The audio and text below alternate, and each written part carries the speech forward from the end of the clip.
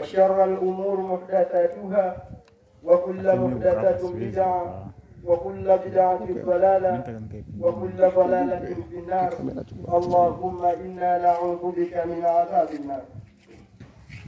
Ama baada ya kumshukuru Allah subhanahu wa ta'ala na kumtakia rehema mtume wetu Muhammad sallallahu alayhi wasallam, ndugu zanguni wapenzi wa Kiislamu, kwa amri ya Allah subhanahu wa ta'ala, kwa kila ambaye yeye anajijua ni muumini, amemwamini Allah subhanahu wa ta'ala na pia ameiamini siku ya mwisho, yeye kwa kila amri ya Allah subhanahu wa ta'ala inayokuja ni lazima aishike amri hiyo. Wenzetu makafiri, ndugu zanguni Waislamu, ndio wenye sifa wao wa kuzikataa amri za Allah subhanahu wa ta'ala, na ndio Bwana Mtume sallallahu alaihi wasallam akaambiwa na Allah subhanahu wa ta'ala kwa hao makafiri hao ambao tayari nafsi zao washazielekeza katika upande wa kushoto, hata ukajitahidi vipi, wakati washaelekea katika upande uliokuwa sio, hao wataendelea kuwa na upande huo huo uliokuwa sio, hata ukajitahidi vipi.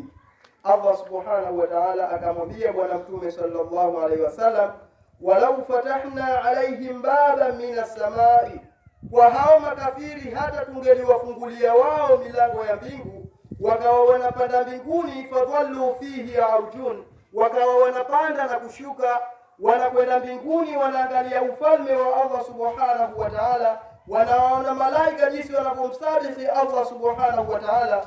Basi kwa hao makafiri, kwa zile nafsi zao zishapotoka wao, la qalu, na kupandishwa kwao huko wengelisema, inna masukirati abeswaruna, hakika sisi macho yetu leo yamerogwa tu, hatukuwa kwamba ni kweli tumekwenda mbinguni, bal nahnu qaumun mashhurun, lakini sisi leo ni watu tuliorogwa uchawi. Hao ndio makafiri, ndugu zangu ni Waislamu. Lakini kwa sisi Waislamu, pale zinapotufikia amri za Allah subhanahu wa ta'ala, tunachotakiwa ni kusimama nacho tu na si chengine. Ndugu zangu ni Waislamu, tulizungumza ama ilisemwa kama nitazungumzia mada ambayo inaitwa milango ipo wazi. Na ninaposema kwamba milango ipo wazi, haimaanishi kwamba milango ya madrasa ama milango ya msikiti ama milango ya nyumba, lakini tunapozungumza milango ipo wazi ni kwamba muda, nafasi ya kurudi kwa Allah subhanahu wa ta'ala, nafasi hiyo ipo bado. Wakati bado tuna hema, tuna pumzi, kwamba nafasi ya kurudi kwa Allah subhanahu wa ta'ala, nafasi hiyo ipo. Kwa hiyo tuacheni kumkera Allah subhanahu wa ta'ala, tuharakisheni kwa upesi kurudi kwa Allah subhanahu wa ta'ala.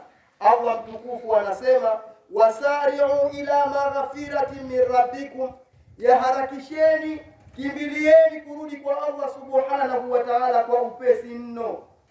Hayo madhambi mnayoyafanya, hizo ni tabia mbaya ambazo zinamkera Allah subhanahu wa ta'ala. Kwenda kuna maisha mazuri kwa yule ambaye atariziwa na Allah subhanahu wa jannatin arduha as-samawati wal baina ya mbingu na ardhi.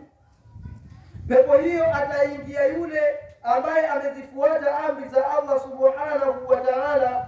Ndio akasema Allah subhanahu wa ta'ala, uiddat lilmuttaqin, kwamba pepo hiyo ina watu maalumu tu, na watu wenyewe ni wale wenye kumcha Allah subhanahu wa ta'ala. Vipi mimi na wewe tunamcha Allah subhanahu wa ta'ala kama inavyotakiwa? Mshairi anasema, laisa daru lilmar'i yaskunuha, hana nyumba ya kuishi mwanadamu baada ya kuondoka duniani. Binadamu hana nyumba ya kuishi baada ya kufa, illa allati kana fi dunya baniha, isipokuwa ile nyumba aliyokuwa akijenga wakati yuko duniani. Vipi mimi na wewe, nyumba gani tunaitengeneza ya huko akhera? Min ahli aljanna am min ahli an-nar? Allah subhanahu wa ta'ala anasema amechagua watu wale wenye kumcha Allah subhanahu wa ta'ala ndio atakaowaingiza katika pepo yake. Kwa hiyo insha Allah, ndugu zangu Waislamu, nitawataja baadhi ya watu Allah subhanahu wa ta'ala anasema kwamba atawaingiza katika pepo yake, kwamba tayari kashawaandalia kibali cha kuwapeleka peponi. Allah subhanahu wa ta'ala anasema, alladhina yunfiquna fis-sarai wadh-dharrai walkadhimina alghaidha walafina anin nas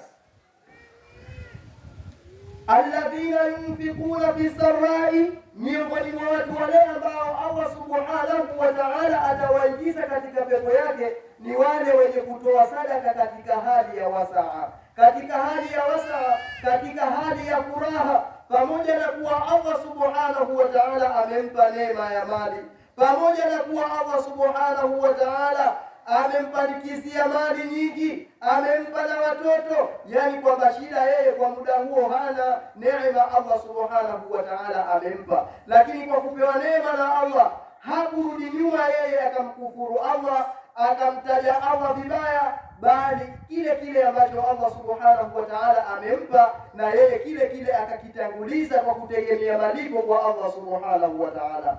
Akawa anaitoa mali yake ile kwa kumhofu Allah, kwa kutarajia kwamba ipo siku Allah subhanahu wa ta'ala atakuja kunihukumu. Kwa mtu huyo Allah subhanahu wa ta'ala anasema anamuandalia pepo. Akaendelea kutaja Allah subhanahu wa ta'ala wadharai, na wale walio katika hali ya dhiki, wanyonge, maskini, hawana kitu wao, lakini kwa kuwa wanamuogopa Allah subhanahu wa ta'ala, kile kile walichonacho kidogo wakakitanguliza kwa ajili ya Allah subhanahu wa ta'ala, wakakitoa kile kile kidogo kwa kumhofu Allah subhanahu wa ta'ala. Lakini ndugu zanguni Waislamu, Allah subhanahu wa ta'ala anapotutaka sisi wakati tunatoa sadaka tutoe kitu kizuri ambacho tunakipenda katika nafsi zetu. Kama ni nguo, unampa jirani yako nguo, uhakikishe nguo hiyo kwenye mapenzi yako imo, sio kwamba nguo ushavaa mpaka ishapauka, ishachoka tayari ndio ukasema unakwenda kumzawadia mwenzio sadaka. Sadaka kama hiyo Allah subhanahu wa ta'ala hariziki nayo. Allah anasema katika Al-Imran kule, lan tanalul birra hatta tunfiqu mimma tuhibbun, hamtaufikia wema nyinyi mpaka mtoe katika vile vilivyokuwa vizuri. Unapokitoa kizuri Allah subhanahu wa ta'ala ndio anasema unakuwa mwema. Hamtaufikia wema mpaka mtoe vile vilivyokuwa vizuri. Wama tunfiqu min shay, na chochote kile ambacho mnakitoa, kama mnakitoa kwa ajili ya Allah, kama unakitoa kwa ajili ya ria tu uonekane na watu kwamba wewe unatoa, Allah subhanahu wa ta'ala anatangaza fa inna Allaha bihi alim, hakika ya Allah subhanahu wa ta'ala anakijua. Anajua huyu mja anatoa kwa nini, hiki anakitanguliza kwa sababu gani, na kama unapotoa kwa nia ile ile Allah subhanahu wa ta'ala atakulipa kwa nia yako ile ile unayotolea. Akaendelea kuwataja watu wa peponi, walkadhimina alghaidha, na miongoni mwa watu wa peponi ni wale watu wenye kuzizuia hasira zao, ni wale watu wenye kuweza kuzidhibiti hasira zao, ghadhabu zao, wakati tayari amekwisha kukasirishwa na jirani yake, wakati amekwisha kukasirishwa na rafiki yake, wakati amekwisha kukasirishwa na mtoto wake. Allah subhanahu wa ta'ala anamnadia huyo mwenye kuzidhibiti ghadhabu zake kwamba atampa pepo yake. Lakini leo ndugu zangu Waislamu, hatuwezi sisi kuzidhibiti ghadhabu zetu, hatuwezi sisi kuzizuia hasira zetu. Mtu anapokerwa na mtoto wa jirani ama akakerwa na jirani mwenyewe, mtu huyo anaondoka na matusi makubwa kwenda kumlipizia jirani huyo. Hayo ni maovu.